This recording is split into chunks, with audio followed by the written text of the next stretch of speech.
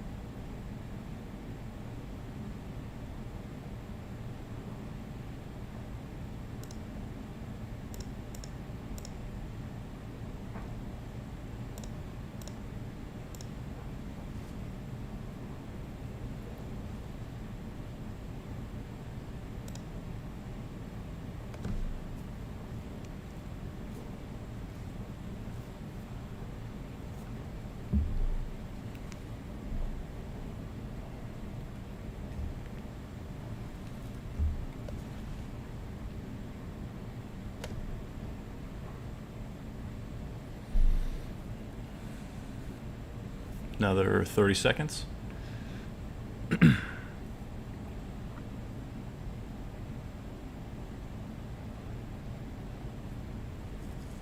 And just a reminder, if you just jumped in, there's a Dropbox link in the description for you to download the working files. So there's a PSD and some sound files, and that should be all we need. And hopefully you already have After Effects installed. Okay. Yeah, I think we can go get started. So first, before we get into After Effects, I just wanted to talk about what my vision is for the animation. Because once we're all on the same page about what we're trying to create, it'll just make everything else make a lot more sense. You'll know why we're doing the things that we're doing. So when I look at this bus, when I make these animations, especially for things like Instagram, I'm trying to do them as efficiently as possible. I'm not trying to spend days and days on it, because someone's going to look at it for 3 seconds and then move on with their life. So I'm just trying to make them come to life as quickly as I can. And actually, I'm going to start my timer for the 90 minutes, just to keep us honest. Okay. So when I look at this bus, obviously we should see the wheels spinning. We should see the body of the bus kind of bouncing up and down. I think that all these people on the inside, you'll see here on the right, and once you bring the file into After Effects, all of the people are separated out. And we're going to give them each some individual motion, and I think it's going to make the bus just feel like it's full of people that are kind of buzzing. And then finally, I think we're going to have these reflections kind of move across the windows. And I think the wheels, the people, the bus moving, and the reflections, I think we'd have a really good little scene. And then we'll throw some sound effects on top of that, and I've included that in the file.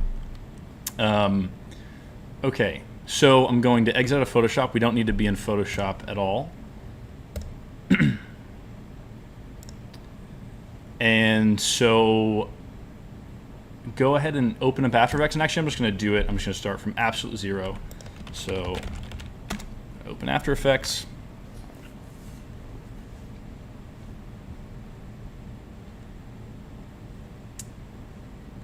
Okay, and we're going to create a new project. And so instead of hitting new composition or anything, we are going to, and actually I should say first, just so we're all looking at the same workspace, up on the top, whether you're on Mac or PC, along the top, if you go to Window, Workspace, Animation. So these are all the different workspaces, and depending on what you pick, it'll change around where all of the screens are within After Effects. So let's just go Animation, just so we're on the same page. Okay, so in this project window over here, there are a ton of ways to import footage and Photoshop files into After Effects, but what I like to do is double click just in this big blank area, and it'll bring up the import window. You can also go to File, Import, File, and then you just have to find it there. I've already got it brought up. But we're going to select the Photoshop file, and don't worry about any of these settings. Let's hit Import. And here, we're just going to hit OK. There are a couple different options here, but it doesn't really matter what those are for right now. We just want to import we want to import the Photoshop file as it is with all the layers. We don't want to merge anything, so we just want to import it as is. So I'm going to hit OK. And here we go. So this has created two compositions. Over here on the right in the project panel, we can see Bus Working File 2. And this has collapsed everything into a single layer, which is why we see here there's just one layer.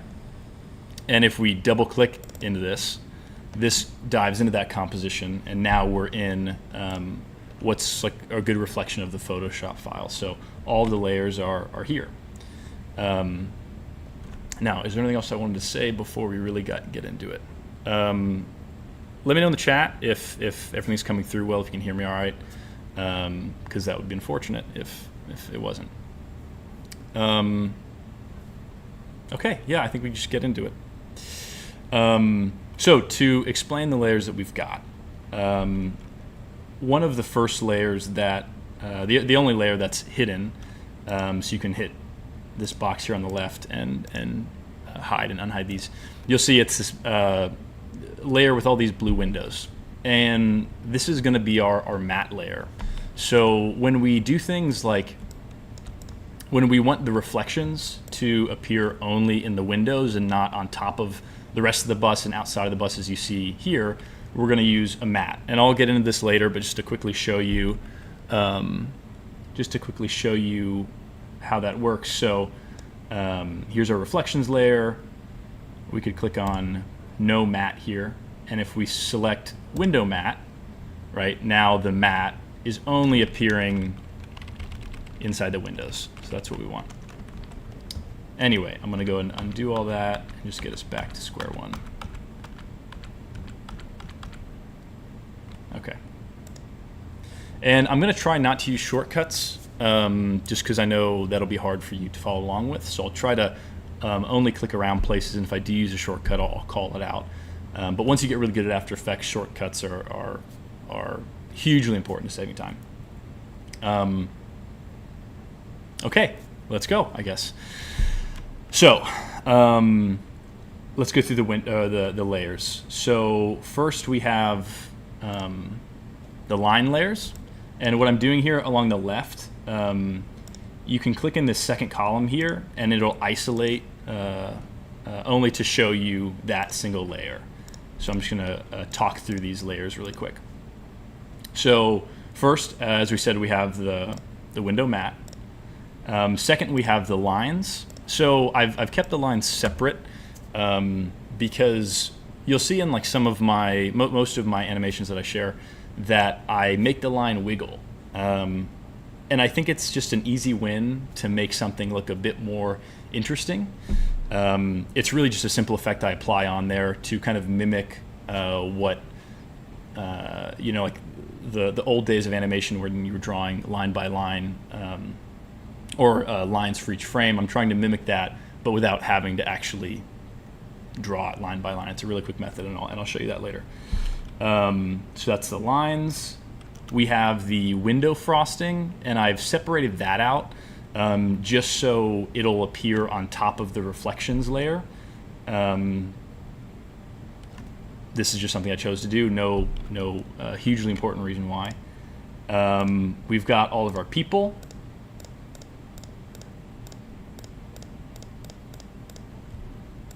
There's all the people.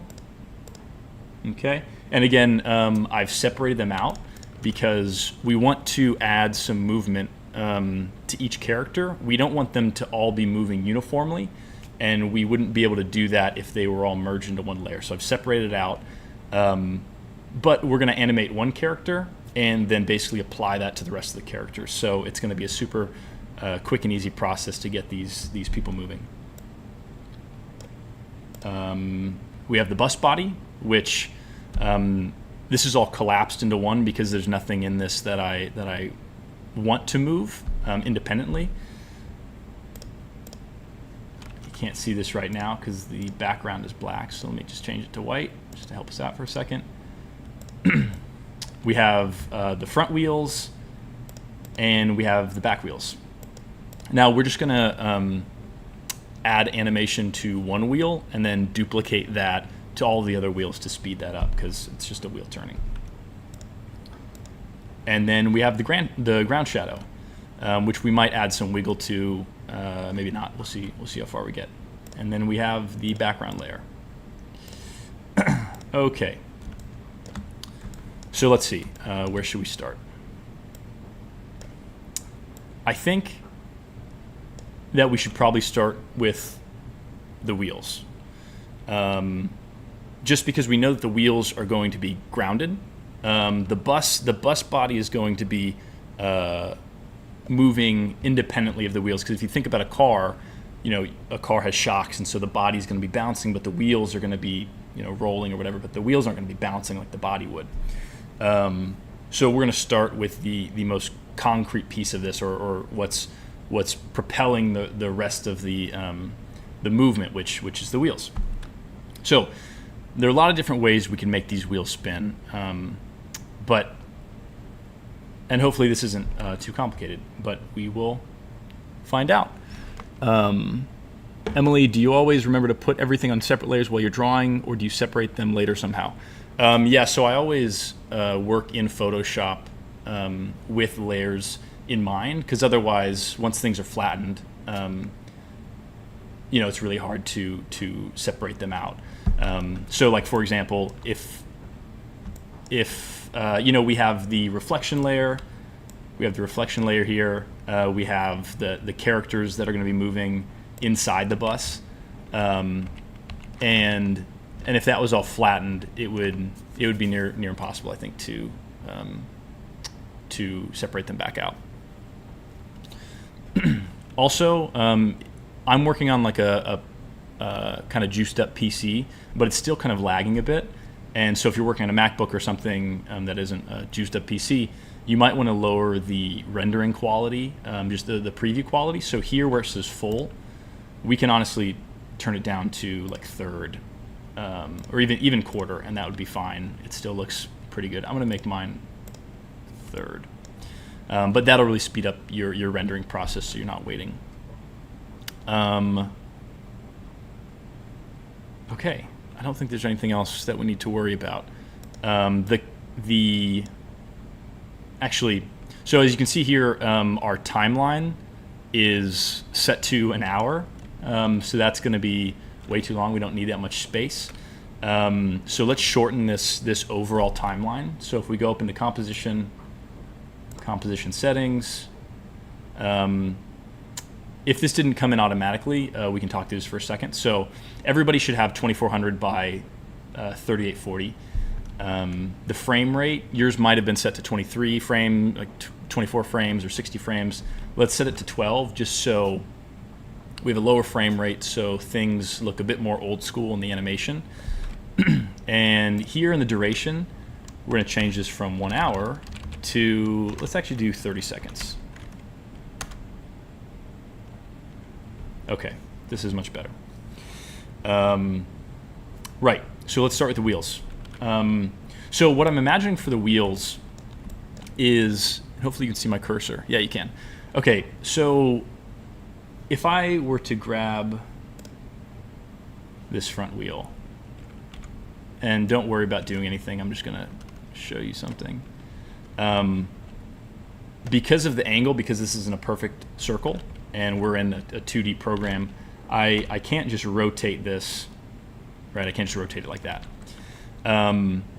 So I think what we should do to imply motion is we're going to make stroked lines, little lines that spin around the wheel, and we're going to duplicate that a couple times, so there will be like 2 or 3 lines that are spinning around the wheel, and it'll give the impression of motion. So we're going to create a new layer, shape layer. Sorry, just in case you didn't see that, it's new shape layer. And nothing should appear because we haven't created the shape yet. We've only created the layer for it. So if you go up here to the toolbar and click and hold on the rectangle tool, we're going to make an ellipse. Okay, and then you're going to click and drag, and just drag it out next to your wheel. And we're going to fidget with it a bit. So your wheel might have a white fill or some different color. And what we want to have is a stroke. So up here along the top, it says fill and stroke. So if you did have, let's say you had some random color fill, you can hold Alt, and click on the space, and it'll toggle between a fill, a gradient, a radial gradient, and then here, this is a blank fill. So that's what we want. And let's go to stroke, and we're going to click on that. And you can do the same thing with stroke. You can hold Alt and click through it and make it a gradient stroke, a radial gradient, no stroke. But we want black. So let's jump in there, set that to black. And I think the stroke width, I think, is fine. Let's maybe do 7. Okay. So I'm going to click on my layer, and you can see it's highlighted because we have the pick whip corners. And we're just going to scooch this thing over a little bit. And so what's a little weird about this right now is that the anchor point for this wheel is up here. You can see it. See this little icon kind of hidden right here. And ideally, we want the anchor point to be in the center of the shape for this specific instance. And so if I hit Y, or I come up here to this anchor point tool, I can now grab the anchor point and bring it down here. And so just to show you the difference, if I'm to like squash and stretch this thing right now, it's stretching around this central anchor point. And if I just undo real quick and put the anchor point back, now it's scaling and moving around a different anchor point. So that just gets kind of messy. So let's hit Y or select the anchor point tool, and we're going to drag it to the middle until it snaps. It doesn't really matter if it's in the middle right now. So what we want to do is we want to get this this stroke circle to be relatively the same shape as the wheel. So what we're going to do is we're going to stretch it out a little bit, so it's just about as tall. And you know, we could warp it to be angled like this is, but I actually think this might be cool if we leave it a bit messy and have it straight up and down like this. I think it'll add some character to it. What we need to now do is turn this line into a much shorter line that follows the path of the circle. And so we're going to use something called trim paths. So with the stroke layer selected, and actually if I right click on this and rename it, I'm going to name it wheel spinny, I guess. I'm going to go to add and then trim paths right here. Okay, and nothing should happen yet. And let's actually pull this over a little bit just so you can see it. Actually, just move it down here so you can see it better. So I'm going to open trim paths. And if you need to open a layer, you just hit the little caret. So here's the start and the end percentage. And so instead of trying to explain what this does, I'm just going to show you. If I grab onto this 100% and I move it down, it's going to change the length until it goes to 0%. So however long we want these spinny lines to be, this is how we set that. So let's put it at 20. Let's put it at 25%.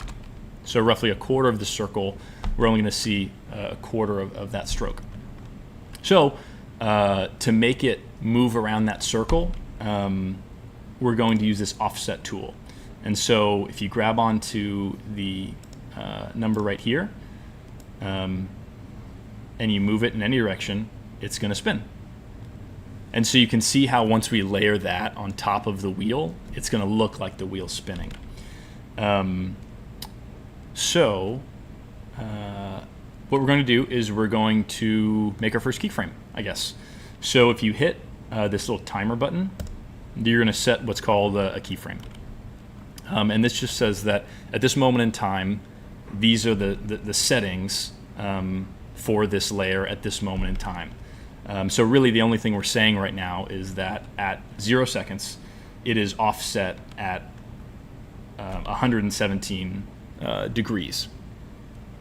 And so there are a lot of different ways to do this, but now we're going to move forward. We're going to grab this little cursor on the timeline, and let's move it up to 10 seconds. I think this video is only going to be 7 seconds long. Usually for reels, I make them 7 seconds just because that seems to be the sweet spot. Yeah, that's all there's to it. So let's move the cursor to 10 seconds, and we're going to change this number. We want to move it. We want the wheel to be spinning counterclockwise because the wheel's moving forward. So drag it in the negative. So we're just going to drag it a bunch, and you'll see as you drag it, this number right here beside the degrees is growing. It's going -4, -5, -6, and that's telling you how many full rotations it's doing. So at -1x, that's saying that you've spun it around 360 degrees. So let's just see if we have it at -7, basically. You can see once we started moving that number and changing it, it automatically set a keyframe. So if I scroll back to 0 and I hit spacebar to play, okay, so we have that moving. Now that's pretty slow. And this green bar right here is rendering. And so if you don't see a fully green bar, that means that it's still rendering. And so if you're seeing something that's playing back extra slow, it might be extra slow because it just hasn't fully rendered yet. But in this case, this actually is moving really slow. So I'm going to come back here, and I'm going to hover directly over that cursor, or that this keyframe, and I'm just going to shoot this up. I'm actually just going to click on this -9 here, and I'm going to make it 30, -30 rather. So now if we go back and play it, yeah, okay, because we want this bus to be hauling ass, so that feels better. So if we just test this out, we're going to just highlight our layer, and I'm just moving it up. You could click and drag it, whatever you want to do. A lot of times if I'm trying to move things around with the arrow keys, just hitting the arrow keys only moves it a little bit at a time, but if you hold shift and then arrow key, you move a bit more. So let's see what this looks like. So I'm going to place it roughly over the tire, hit space bar, and yeah, and now you can see it's stopping because we've moved past this keyframe here. So what I'm going to do to make it loop easier is I'm going to grab this this bar along the top here, and you have to grab the blue handles, and I'm going to move it down to 7 seconds. And so this is saying if we were to export this right now, it would only export these 7 seconds. That's what this bar means. And so the rest of this is just kind of waste area, but it's nice to have that extra room. So if I play it again, right, we have the wheel moving. So I'm going to zoom out a little bit. I'm going to center it. Yeah, that looks pretty good. Now to make this like a bit more hectic, I'm just going to duplicate this. So I'm just holding, depending on Mac or PC, I'm on a PC, so I'm going to hit Control C, Control V for copy paste, and see we've created this new layer here called Wheel Spinny 2. I think you can also go to Edit, Copy, and Paste if you'd like to. So let's see. I'm going to shift this over just a little bit so it's not perfectly in line with everything else. And if we were to play this, now we have two lines that are moving at the exact same pace, which we don't want. We want them to be offset from each other. So I'm going to open this up, kind of open the trim paths, and now this one is a little trick that you got to be extra careful watching. So what we want to do is we have these two keyframes here, and it's moving at the right speed. It's just not offset correctly. So we want to change this as a whole. Instead of having to go back and change each keyframe, what we want to do is with your cursor, with your timeline cursor over the keyframe, we're going to select both of these. Okay, so we have both keyframes highlighted, and we're going to grab the offset degree, and we're just going to move that. And so this is changing the total offset of the group instead of just this one keyframe. So now if we play it, hit spacebar. Okay, so now we have this offset motion. But there's one more thing that we want to change. I don't really want the lengths of each of these strokes to be exactly the same because we just want some more variation. So I'm going to make it just a bit shorter. So I will go to this end setting, and I'm going to change it from 25, let's say, to 8. I don't know. There's no particular reason, it's just a random number. And now if we play it, okay, so this looks a bit more interesting. I'm liking that a lot.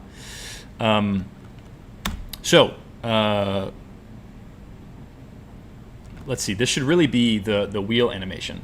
We should be pretty good here. So what I'm going to do is I'm just going to duplicate this, and I'm going to shift it over to all the other wheels. So I'm going to hold Control C, Control V, and I like to color these differently just so I can tell what's where and what's grouped together.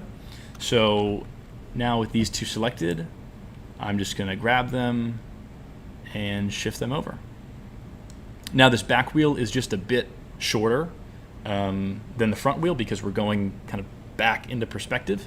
So I'm going to just grab the sides here and shrink them down just a bit. So let's see, let's play that. Yeah, okay. I think that looks great. So here's an advantage of having this excess area here. So we have these two strokes that are different from one another, but now the strokes are the same from the front to the back wheels. So let's change that just a little bit. And the easiest way to do that, instead of coming in here and messing with the keyframes, because we have this dead space, these 2 seconds here, from 7 seconds to 10 seconds of extra space, we can just grab these layers, these two layers for the back wheel, and we're just going to move it just a little bit. We're going to pull it to the left, and this is offsetting it. This is offsetting those strokes. So now if we play it again, you can see they're not moving at the same time, or in the same way at the same time. They're a bit different from each other. So now we're going to, let's go ahead and copy paste this again. Going to change the color to whatever, and we're going to shift it over to the back wheel, the back wheel. Okay, and we're going to make it just a bit, we're going to scale it just down just a little bit, and we're going to, again, select these, copy paste, change the color just a little bit, and move these to the front wheel.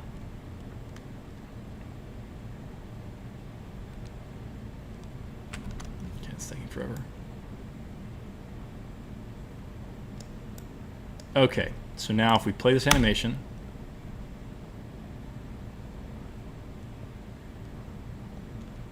and because we've been copy pasting, obviously we have that same problem of this wheel and this wheel and this wheel all moving at the same speed. So I'm just going to grab the back front wheel, or the opposite side front wheel, and I'm going to shift it just a little bit so it's offset. And same with the back wheel. I'm going to shift it in just a little bit. Okay, and now we have a bus that is hauling ass, more or less. And if you have any questions, definitely jump in and ask in the chat. I'm here to answer questions. So, because we feel good about those wheel spinny lines, I'm going to lock it. So this third column here is the lock. And I just want to lock all of these so I don't end up grabbing them later and shifting them. And I'm going to untwirl the caret because we don't need to worry about the settings. We just want them to be out of the way. And that's looking pretty good. Okay. So let's see. What should we do next? I think that what we should do next is maybe talk about parenting. Yeah, I think that would be the place to go. So this is what parenting is for. So when you're sitting in a car or a bus, the bus is moving and you are moving with the bus. You're not moving independently of the bus. And so if I were to grab this bus body layer and I were to move it around, you see nothing's moving with it. And, sure, we could animate this bus, bouncing around, that we go in and animate each character also bouncing around, but we'd have to match them perfectly and that'd be really complicated. So parenting is what allows us to move things in groups. We keep the layers separate, but we're moving things in groups. And that's done here in this parent column. And so if you aren't seeing this parent column for whatever reason, you can right click on this bar and you'll see columns, and we want parent and link. Just want to make sure that's going. Wow, we're already at 60 minutes. I've already spent 30 minutes. But I feel like this is going to go fast once we get in here, because it's really just creating a couple base layer animations and then duplicating and adding those same animations onto something else.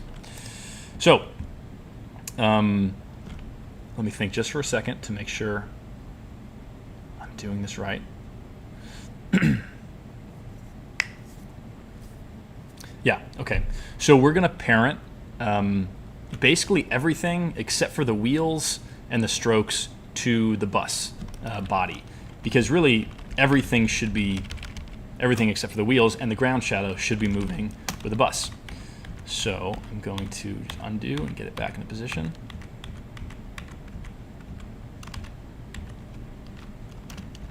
Okay.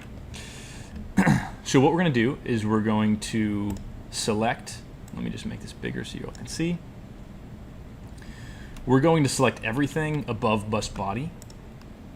So I'm clicking on person 14, I'm holding shift, and I'm clicking at the very top, and that'll select everything at once. And we're going to come over to this little twirly, it's called a pick whip, and we're going to grab any of them. Because everything's highlighted, it's all going to follow. And so I'm going to grab this, I'm going to click and hold, and just drag it to the bus body layer. And now you see all of these names have changed to layer 19, which is the bus body. And of course I can come in here and see all of the layers that you can parent something to, but this is working. So now if I move this bus around, now everything's moving together, okay? which is super powerful. But we can come in here and let's say grab a person and we can move them around independently, which is just what we want. So now that that is parented, I think that we can get into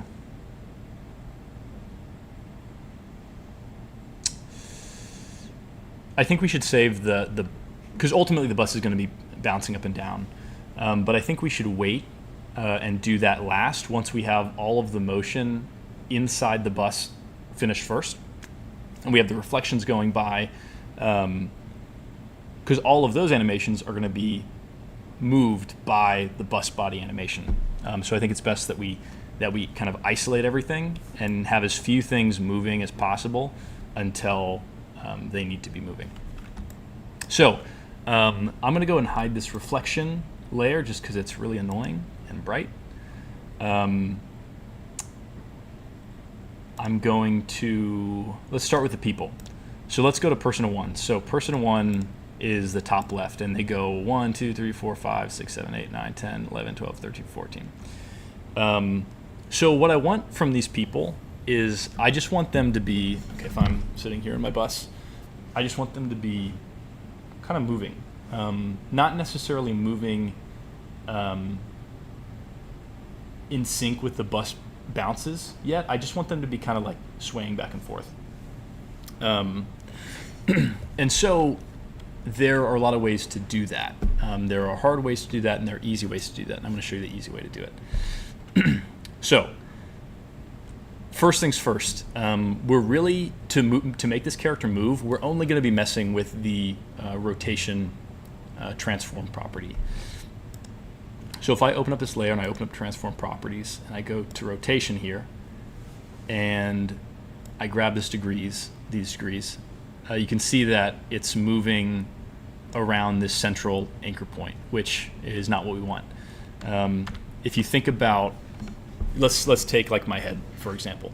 When I move my head, it's all moving around this kind of central anchor point at my neck. The anchor point is not way down below at my feet. It's right here. So similarly, we want to change the location of the anchor point to be at the base of each character's body, where they're going to be shifting from. So with person one highlighted, I'm going to go back to my anchor tool, and I'm going to grab this anchor point and I'm going to shift it so it's right where like the window meets the body. And so if I rotate this now, you see that we're rotating right around the anchor point, which is what we want. Now you can see that it's I've actually maybe made a mistake in this illustration file, in that you can see that it's cropped there, and I should have left more below. But what we can do is we can just change the position of this character to just move down just a little bit, something like that. Okay, and once we get this character set up, we're going to basically be copy pasting the settings onto each and every character. So once we get this first one done, it'll be pretty easy. So actually what we need to do first, before we get into moving the characters, we need to change the anchor point for each character to be at the base of their body. And so this is kind of annoying. There's no easy way to do this. But we're just going to pick a layer, person 2, with our anchor point tool selected. We're just going to change that to be at the base of their body. Something like that. Person 3 is there. Person 4. I wish there was a shortcut for this part. Person 6.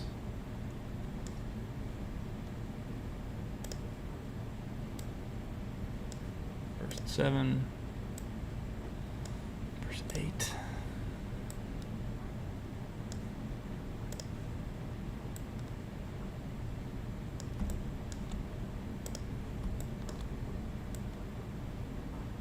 Now we have the bus driver there. Person 12. 13, person 14. Okay. Let's think the best way to do this. So we are going to use what's called an expression. And this is like super lightweight coding. Super lightweight. I don't know how to code. But this is about as close as I get to it. And this is just going to speed up our process. And I use literally like the same expression that I'm going to show you. I use it for everything. I use it for getting the lines to wiggle, and I use it for getting trees to wiggle as well. And it's just a really quick way to get random movements. So let's go to person 1, and we have our rotation. It's rotating around the right spot, so that's all good. What we're going to do is we're going to hold Alt, and I think this is the same for both Mac and PC. We're going to hold Alt, and we're going to left-click on the timer. And this is going to open this little code text field. And all we're going to do is we're going to type in wiggle, and you see if you click on wiggle and hit enter, it's going to give you wiggle and then these parentheses. And what we're going to do inside these parentheses is we're going to set the parameters for the motion. And this will make sense once I hit play. But basically we're going to have two numbers here. We're going to have the first value, which let's just say is 5, whatever. We're going to hit comma, and the second value, let's say, is 10. I always get this mixed up, and I'll be able to figure this out in a second. But one of them is amplitude, and one of them is duration. So amplitude, because this is being applied to rotation, amplitude basically means how far in degrees this thing is rotating, okay? Duration is how fast, or maybe it's amplitude and speed. I think it's speed, actually. Speed is how fast it's moving, how many times per second it's moving. So let's just let this, I'm going to change these numbers to really big numbers just so we can see which number is which. So I'm going to use 55 and 1. And again, just kind of watch at this point. You don't have to do anything. So if I hit play, okay, we see she's like just barely vibrating. So what that's telling me, because this is 55, this number is 55, if that were the degrees, if this were amplitude, then she'd be moving more like that, but she's not. So that tells me that this first one is speed. So it's saying it's moving 55 times per second or whatever. And you can, I'm sure I'm not totally accurate about that description, but that's why she's moving so fast. It's 55 times a second. She's moving 1 degree. So let's flip this around. So just for shits, let's say 1 for the speed and 55 for the, I'm getting them confused again, but if we hit play, okay, we can see that now she's moving 55 degrees left to right in a totally random direction, 1 time per second or something. I don't know how those numbers actually work out. But this is good. This is too much movement, obviously, because we want them to be in, I mean, they're like in a crazy bus that's hauling ass, but they shouldn't be like flying all the way around. So let's decrease this number to, I don't know, 20. And let's see how that feels. Yeah, I mean, that feels pretty good. Maybe still a bit too fast, because all of these characters are going to be moving. So it's like, what I love about making these animations, I try to include as much like subtle animation as possible, but just a lot of it. And so it's really just kind of the compilation or amalgamation of all these little movements that make the entire scene come to life, and make it, I think, digestible. So let's actually change that to 10 degrees. So, and again, just to reiterate, I typed in 10, and this means that whatever her original position was, it's moving 10 degrees in either direction off of that original point. Okay, so let's play this and see. Okay, so if I zoom out, we always want to zoom out and make sure that we're looking at this thing at like 100%. And it'll even be a bit smaller because most people probably see it on their phones. So I actually want to increase that let's change the amplitude, so the amount off center. Let's just change that to like 15, and then maybe not 2, but let's do 1.5 there. Okay, actually that's feeling a bit too much. Let's go back to, well, let's keep that at 15, but let's go back to 1 for the time. So 1 comma 15. Okay, that's fine. Let me see. Okay, so now what we're going to do, now that we have this one character set up, we are going to duplicate that to the rest of the characters. And because all of the individual anchor points are already set up, it's literally just going to be copy pasting. So we're going to click on the rotation, and we're going to Control C or Command C for copy, and we're going to highlight all of our people, and we're going to Control V for paste. And now they should all have that same thing applied. So let's see how that feels. Yeah, that feels good. And super easy wins. I mean, otherwise, before I found out about expressions and wiggle in particular, I would go through and I would painstakingly change each one of these characters, and there'd be a bunch of keyframes, and it'd be a huge mess. And now you can just really quickly go in and tweak these settings. And thanks to the wiggle expression, it's wiggling everybody at a totally random rate, so we don't have to worry about offsetting them or anything. It's good. Okay, so that's the people. Let's go ahead and lock those people just so we don't end up touching on them.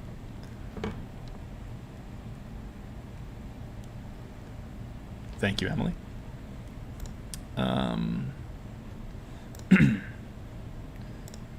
So now let's go to, we're actually not that far from being done. I totally think we're gonna get this done in the next like 25 minutes. So let's move on to getting the reflections to pass in front of the window. So we want them to move along like this, and they're gonna move from left to right, as if the bus is moving forward and the reflections are passing through the bus. Now, this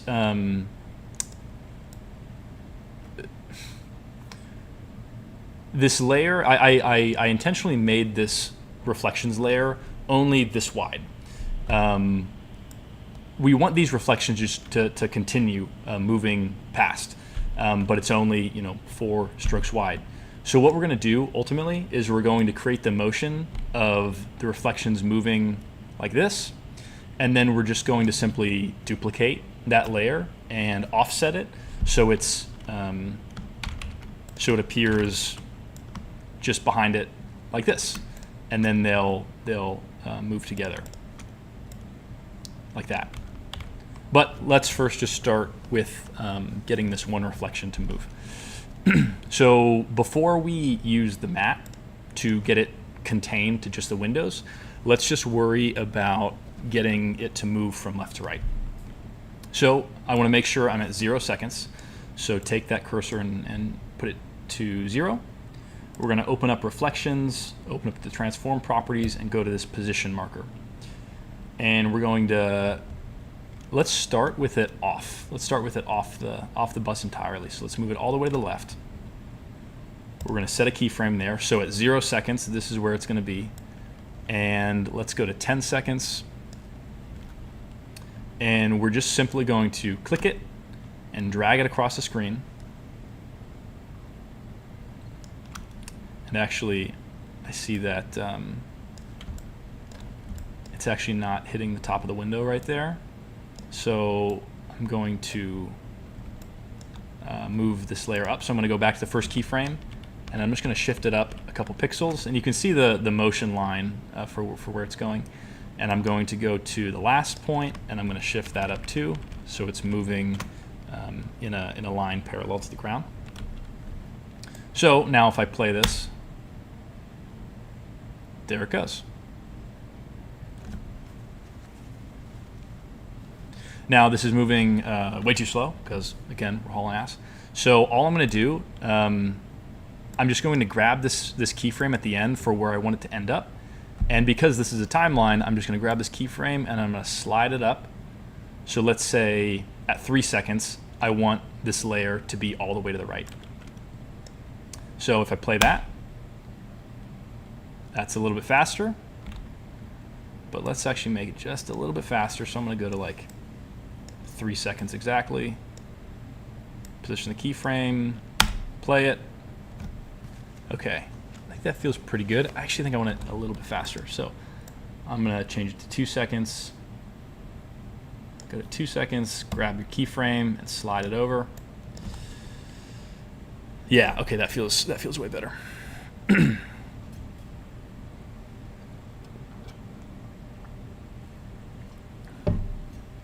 Okay, so now we are going to use the matte to contain the shape just to the windows. And this is super easy and really satisfying. So I'm going to select my reflections layer and I'm going to go to track matte. And if you don't see this, just right click on this bar along the top, go to columns, and I think it's modes. Yeah, it's under modes. So modes, we're going to go to no matte. We're going to select window matte. So what it's saying is that it's saying, hey, this layer where everything's blue, which the color doesn't matter, I just made it blue so you could see it, it could be any color, it doesn't matter. Wherever you see this blue, that's the only place I want the reflections layer to show up, is what that's saying. That's what a matte is. So with that reflections layer set to window matte, if I play that, now we have the reflections moving just in the windows, which is great. But like I said, we want this reflection to kind of keep going. So all I'm going to do, instead of copy pasting it, because if I copy paste it, we lose the matte layer and we lose the parent layer. And it would be really easy to set that up again.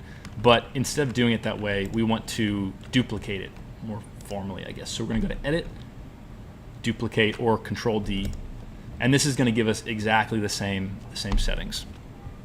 So all we're going to do now, as we've done before with offsetting, I'm just going to grab this next layer and I'm going to move it over, let's say like that. So if I go to 1 second, I want my second reflections layer to appear just behind the first reflections layer, so they're moving like almost like a train. Okay, and so that looks pretty good. So let's see. Yeah, that looks great. I'm actually gonna change the distance, the offset a little bit more.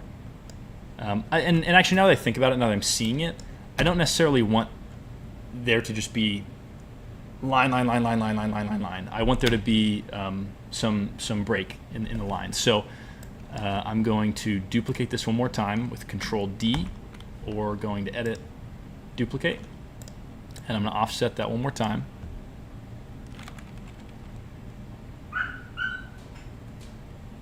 And my dog is barking at me. And so let's see how this looks.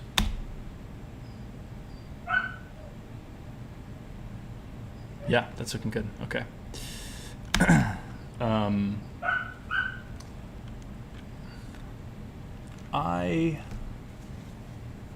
Yeah, okay. I don't know if you can hear the dog, but hopefully she'll start barking in a second. Because we're almost done. And I'm not going to let my dog ruin the stream. All right. So I'm going to play this. I am pretty happy with that, actually. Actually, there's kind of a bit of a dead space there, so I'm going to duplicate this one more time. And I'm going to move it just like there.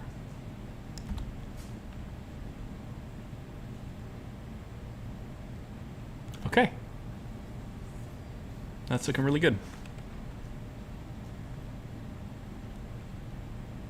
Thank you, Emily, for keeping the chat alive. I appreciate it. Right, so this is looking good. One thing, I feel like these reflection layers are a bit too intense, and so I should have changed this before I started duplicating everything. But it'll be really easy to change all of them globally. So I'm going to go into the first reflections layer, and I'm just going to go to opacity, and I'm going to change that from 100% down to 30%. Brian, I'm not drinking coffee. I only drink coffee with you. This is just water.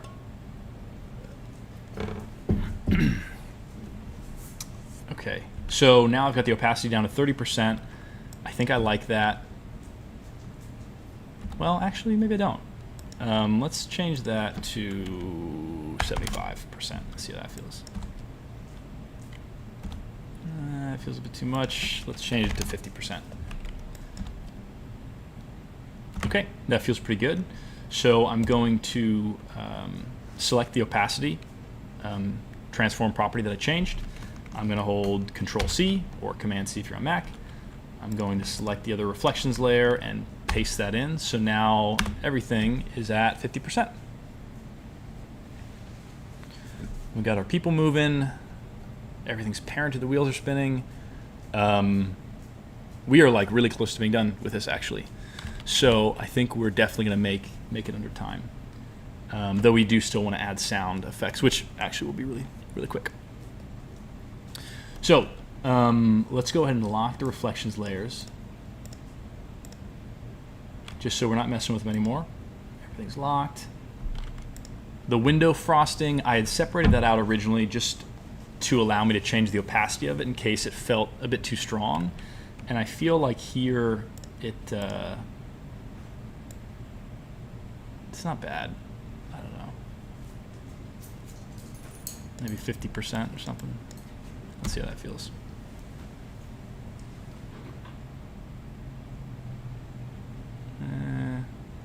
It's okay.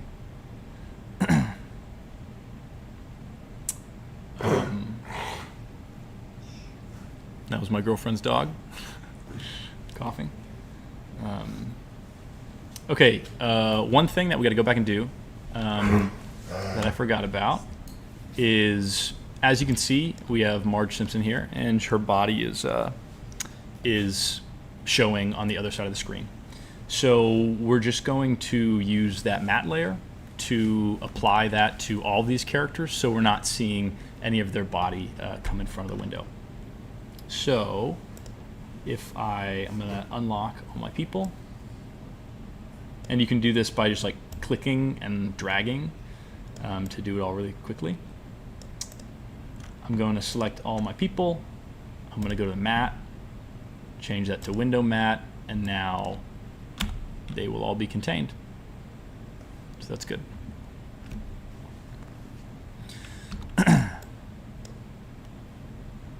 Okay, we're going to lock the people again.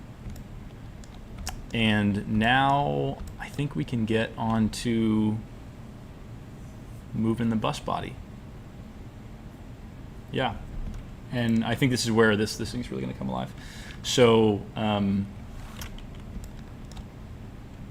I think that the anchor point, let's change the anchor point to the bottom of the bus. Because again, the wheels are driving all of the motion, and so the anchor point should be as close to the source of motion as possible. So that would be the bottom of the bus. And so I think what we're going to do to try to mimic shocks is we're going to be messing with the position, and we're going to mess with the scale and the transform properties. So if I twirl open bus body and go to transform, we're going to make the bus bounce like this a little bit, okay? And the wheels would obviously stay static because those are touching the ground. And then I think we could give this bus a little bit of character by just subtly changing the scale of it, so squishing and squashing it. So if I were to grab this percentage here and scale it down, it would scale on both the X and the Y axis, which we don't want. We just want to scale the Y axis, the up and down axis, like an accordion kind of. So we're going to unlink this because basically this is the X and this is the Y. And so when they're locked together, they're moving together. So we're going to unlock that. And if I grab the Y value, which is the right value, you can see how we're gonna squash and stretch that just to give it a little bit of character.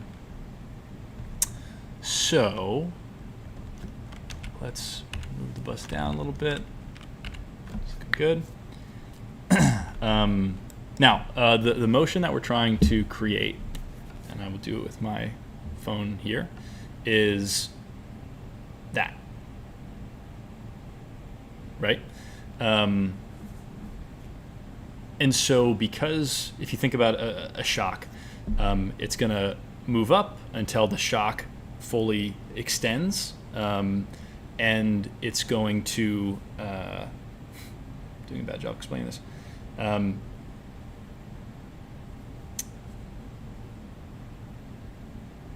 it's going to move up, down, and it's going to be easing into the very top and the very bottom. And so it's going to go fast, slow, slow, slow, slow, slowest, and then faster, faster, fastest, slower, slower, slowest, before it continues back the other way. That might not have made sense, and I'll get better explaining things as I continue doing this. But it'll be obvious in a second once we actually get to animating things. So first, let's mess with the position. So let's put the bus at the bottom of where we want this to be the lowest point that it's going to reach. So maybe something like that, like it's almost touching the ground. Let's do like that. And don't worry about these like specific numbers that you see on my screen. Let's just kind of visually get it close, because it doesn't really matter. So at 0 seconds, we want the bus to be at this very bottom position. So we're going to set a keyframe, and then we're going to go to, what we're trying to figure out is how long does it take for the bus to go from the very bottom to the very top and back. Because once we have that one movement, we can just loop that over and over and over again, because that's not really going to change over time. It's just going to continue bouncing up and down and up and down. So change my settings here just a bit.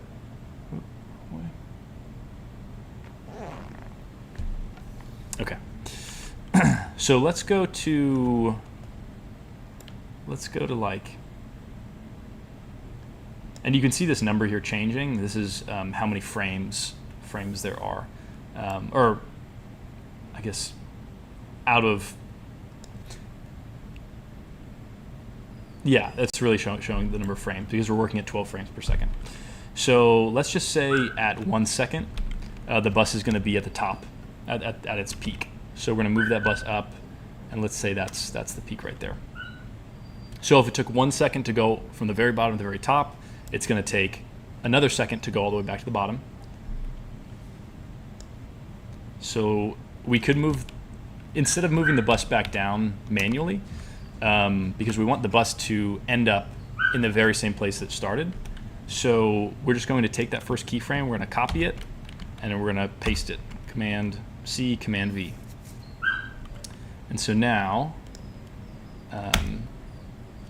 we can see the bus bouncing up and down. Now, of course, that's not timed right. There's no easing added to it, so we're going to do that right now. So this feels way too slow. We want a pretty natural bounce. So let's actually change this to maybe at 3 frames. Let's try 3 frames. We're going to go to like the extreme.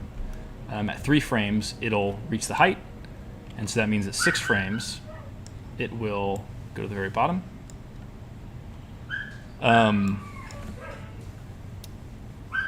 Okay. I'm going to take care of my dog in just a second. I don't know if you guys can hear that. Give me just 1 second. I'm going to go take care of my dog.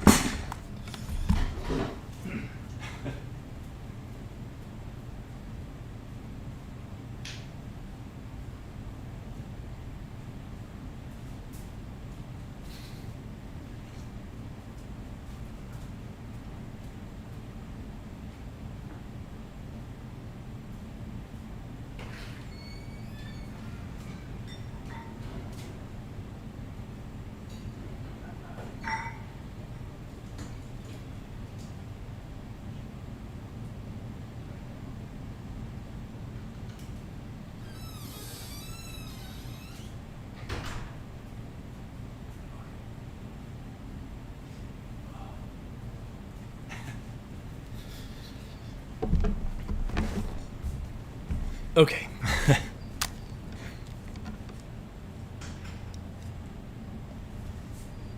Okay, let's try this again. So if we hit play, we can see the bus moves pretty quickly, and that feels better. But it's not moving fluidly. You know, things don't just go like that; they ease, right? And so to add some easing to it, it's really easy. We're going to select all those keyframes.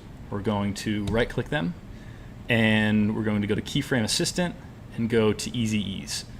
And this just applies like a blanket easing value, or a generic easing value.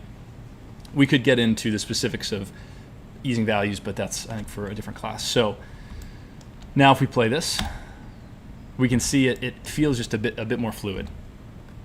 So I think this is feeling good. So I'm going to select all those keyframes, and we're just going to duplicate this motion a bunch. There are ways to use expressions and make these 3 keyframes loop over and over again, but I think that might be a bit too complicated for right now. So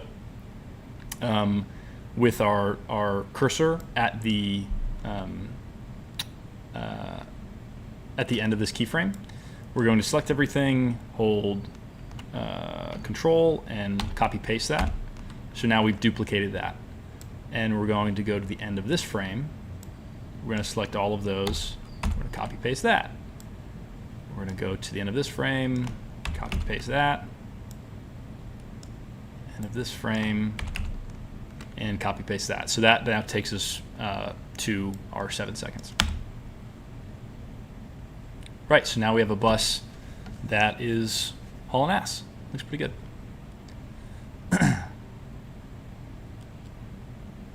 Okay. What else do we want to change here?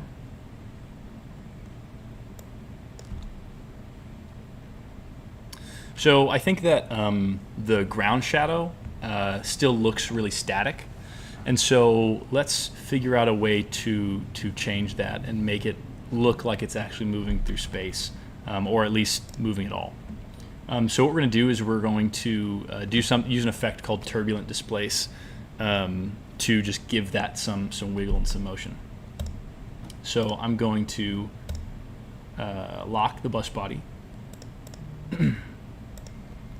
I'm going to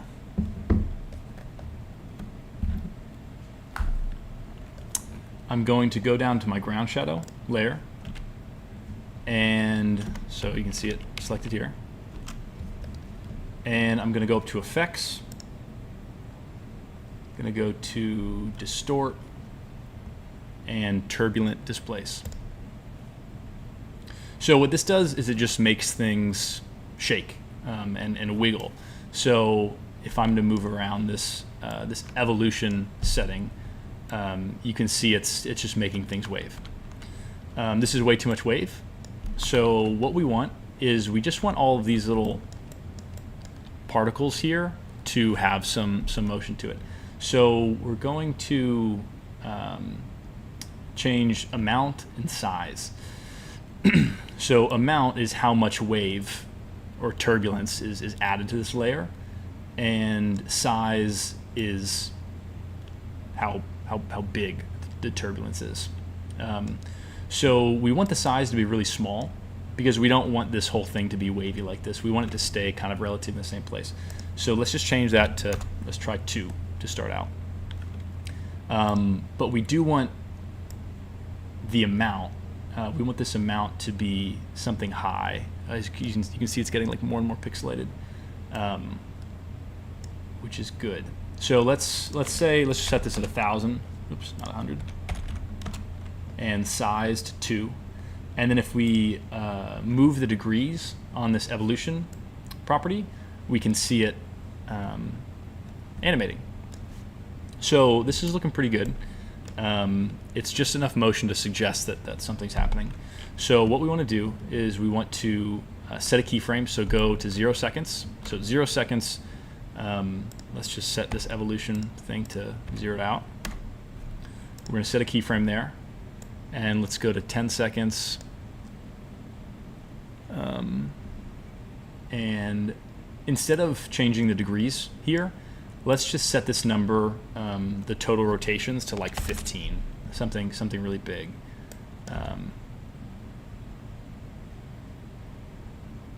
Okay, so that's almost right.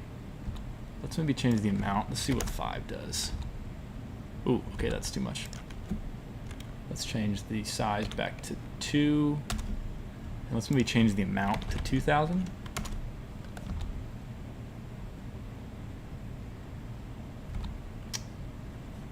And let's actually change the evolution. I think we'd set it to like 10. Let's actually bump that up. So I'm going to open up my ground shadow layer, open up effects, open up turbulent displace. We can see in evolution that we have these 2 keyframes here. I'm going to hover over the last keyframe where we'd set it to 15, and I'm going to change that to just like something big, like 40. Okay, that's better. Because we just want that whole layer to be rippling. Now, when I look at these wheels, they still feel pretty static. And so if we add the same turbulent displace effect to the wheels, it'll make them look like they're moving. So I'm going to select effects here because we want to grab all of the effects that are being applied to the ground shadow. We want to copy all of those and paste them onto the wheels. So I mean, you could select turbulent displace. You could just select effects. Doesn't really matter. You select effects. We're going to hit copy, Control C, and then let's go to our front wheels. We're going to unlock the front wheels, and we're going to paste that effect on. Okay, see now our wheels have just kind of evaporated, but it's okay. We can change that. So with the front wheels, we can see in our effects control panel here. This is just there's too much displacement happening. So let's change this back down to like 500 and see what happens. Okay, so now the shape is feeling a bit more normal.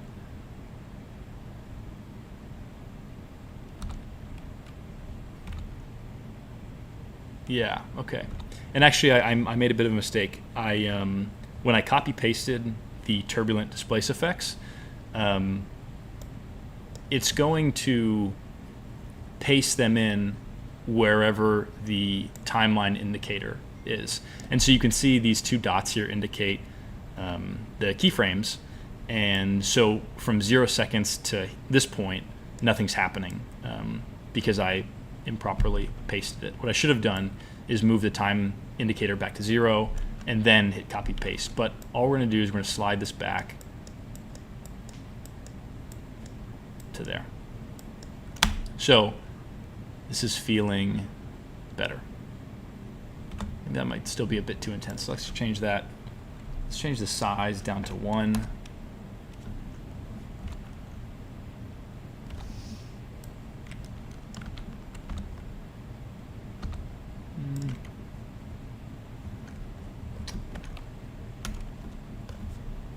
Oh, we can actually only go to 2 in the size. Okay, let's change the amount to 250.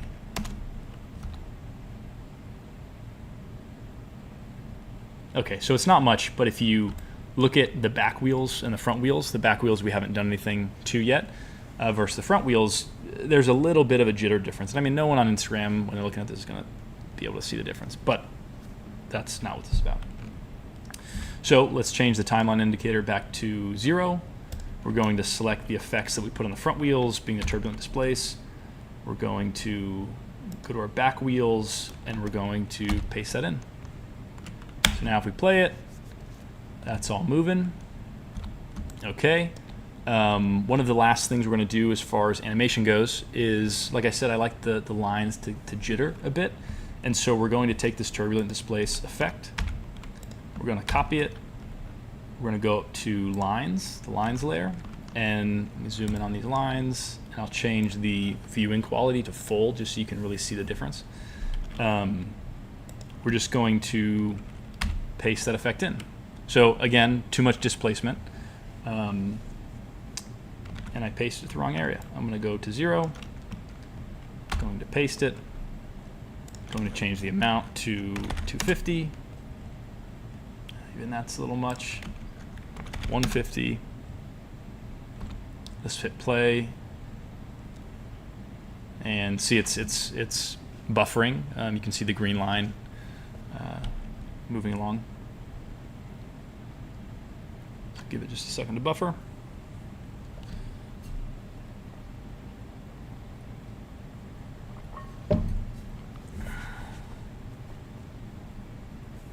Okay, and you know, I mean, because the bus is moving,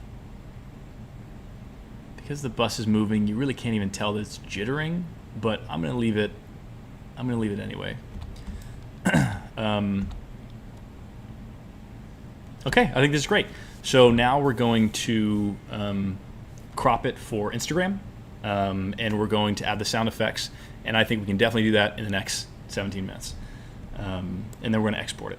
So up here in the project panel, remember when we first imported this, it gave us this flattened file. This is where we want to be, because this is where we're going to export from, because everything's flattened now. So we had changed the duration of that last file from an hour down to a minute, or to whatever, 30 seconds. So let's do the same thing here. We're going to change the composition settings, change the duration to 30 seconds. And we're going to scrub the actual timeline down to 7 seconds.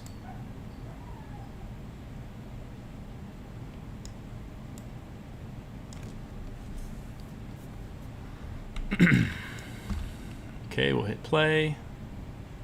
It's looking good. Now, let's import the sound effects if you haven't already.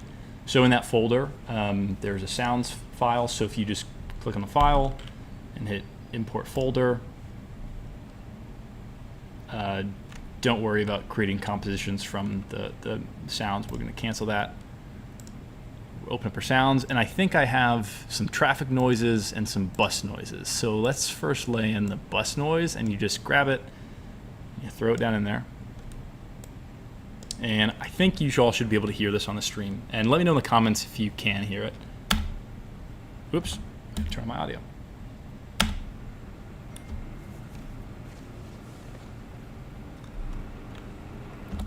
Okay, hopefully. Where do you grab sounds without copyright? So I go to freesound.org, I think. I think it's freesound.org or Free Sound Library. I think it's freesound.org. And yeah, they're just a bunch of royalty-free sounds. Just a community of people who share sounds. There's a lot of crap in there, but every once in a while you'll find something. Okay, you can barely hear it.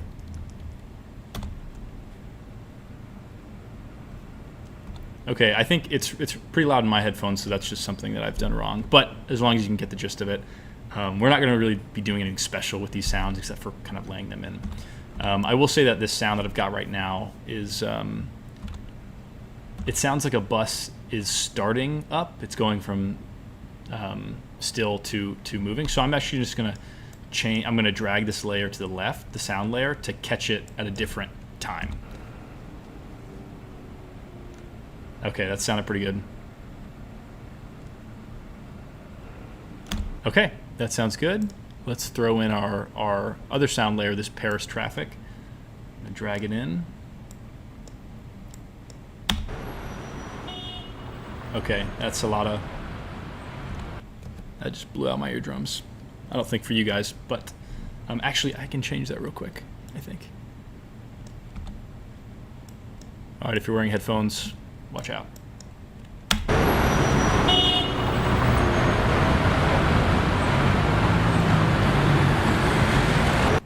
Okay, I think that's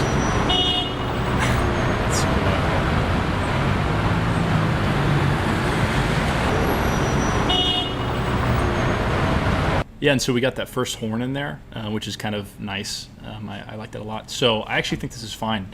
Don't worry about matching like the exact locations of these layers. Just kind of move it around and see what feels right for you. But the last thing that we're going to do is I had illustrated this file to be a bit larger or a bit wider rather than it needs to be. And so we just need to crop in just a little bit. So Instagram is, for Reels, it's a vertical format. So it's 16 by 9. Or for 4K, it's 3,840 pixels tall by 2,160 pixels wide.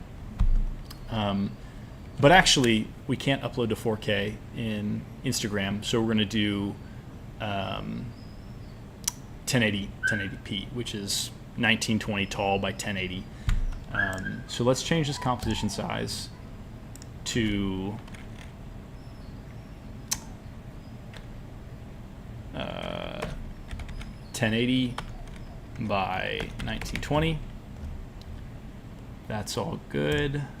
And now the bus is obviously cropped, so we're just going to grab this edge. And if I just freely transform it, it's going to get all wonky. So if you hold Shift and scale it down, it'll scale uniformly. So now let's hit play.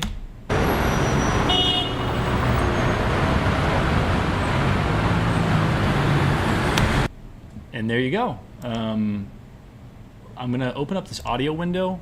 Generally for audio, you don't want things to be peaking. And since I'm listening to through headphones, it's a bit hard to read how loud things actually are. So if I just watch this, we're going to see where the sound meter goes to. Okay, so that's actually great. I mean, it's labeled so you can see, green to red. Red is bad, green is good. So we're kind of right in the middle, which is right where we're going to be. So we've got the animation, we've got the sound, we've got it scaled down to the right size. So really, it's just exporting. So all we're going to do is we're going to go to Composition, Add to Render Queue. You could use Adobe Media Encoder, but we don't have to. Add to Render Queue. It's going to open up this window here, so I'm just going to expand that panel. Now, this took me a long time to figure out, but there are a lot of different settings for exporting, and a lot of them you're not going to notice any difference at all. So we're going to go to this output module. It says lossless with alpha. Don't worry about what that means. Here in format, it says AVI. You might say something different, but we're going to go to 8.26 or H.264, and this is just like a standard codec that is used on YouTube and is really easy to play from Mac to PC or on phones or whatever. So we're going to click that one. We're not going to mess with any of these channels. I don't think we're going to mess with the format options. Yeah, we're not going to mess with that. And we're not going to resize it. We're not going to crop it. We want to make sure audio is on or auto, doesn't matter. Just make sure it's not off. We're going to hit OK. We're going to set our location for where we want it to go. I'm just going to put it on my desktop, I guess. Call it bus animation. Save it and hit render. And that took 2 seconds. So let's go into the desktop, open up bus animation.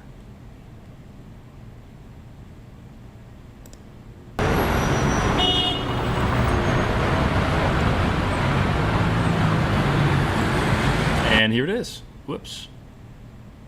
This is weird. Okay, we're gonna forget the timer. Just screwed some things up.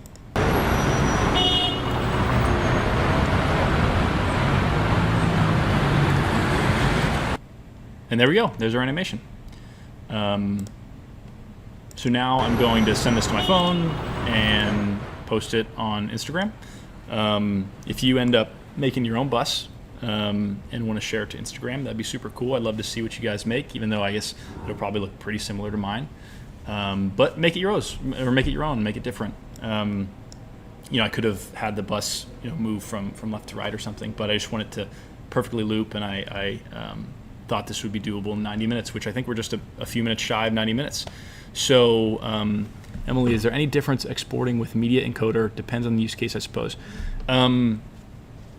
Yeah, for these, like for this, there's no reason we need to use Media Encoder.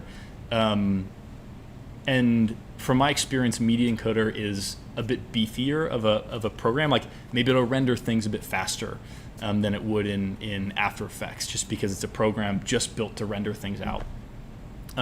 Also, there are different codecs that are available to you.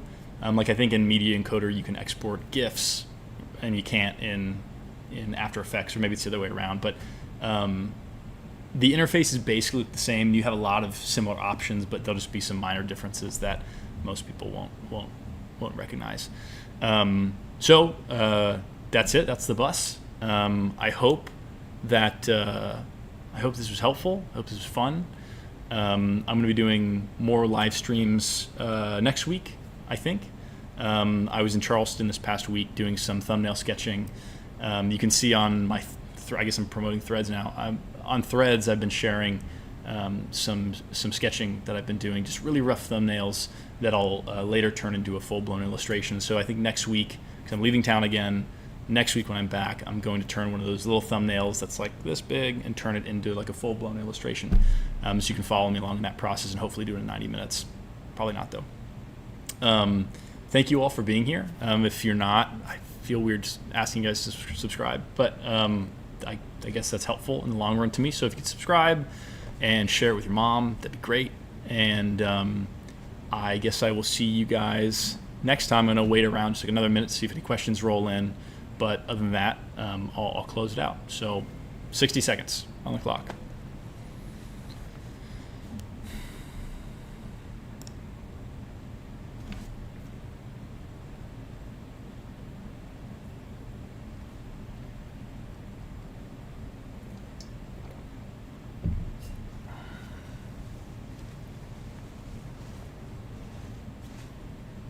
Okay, see you later, Ryan. Thank you, Emily, for hanging around.